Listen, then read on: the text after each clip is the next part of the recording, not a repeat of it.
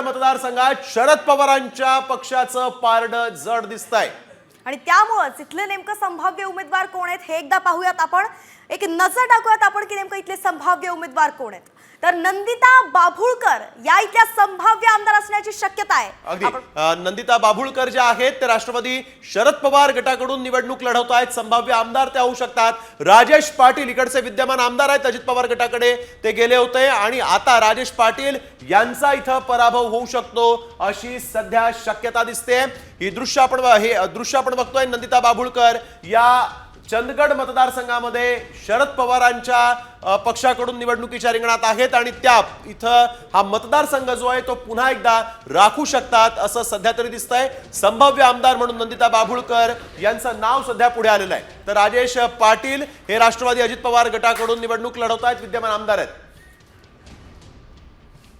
तर चंदगडमध्ये नेमकं काय घडतंय आणि का हा मतदारसंघाचे जे लोक आहेत, जे नागरिक आहेत, त्यांनी नंदिता बाभुळकर यांना कौल दिलेला आहे, जाणून घेऊयात आमचे प्रतिनिधी रणजित माजगावकर यांच्याकडून। रणजित, नेमकं कारण काय की पुन्हा एकदा आपण बघतोय हा जो मतदारसंघ आहे चंदगड, इथं राष्ट्रवादी शरद पवार गटाला लोकांनी प्राधान्य दिलंय आणि बाभुळकर जे आहेत त्यांना पसंती मिळतेय, नेमकी काय कारण आहेत?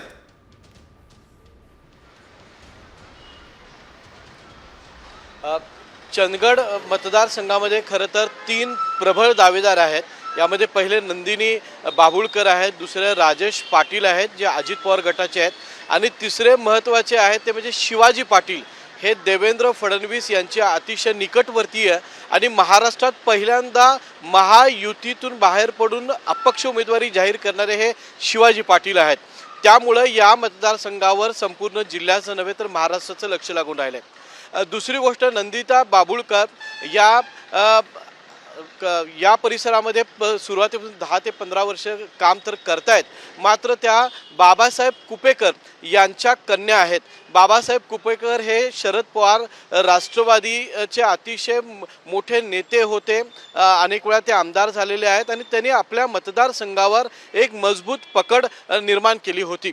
त्यांच्या निधनानंतर त्यांच्या पत्नी संजीवनी कुपेकर यांना ही संधी मिळाली होती आणि आता नंदिता बाभुळकर यांना ही संधी मिळते।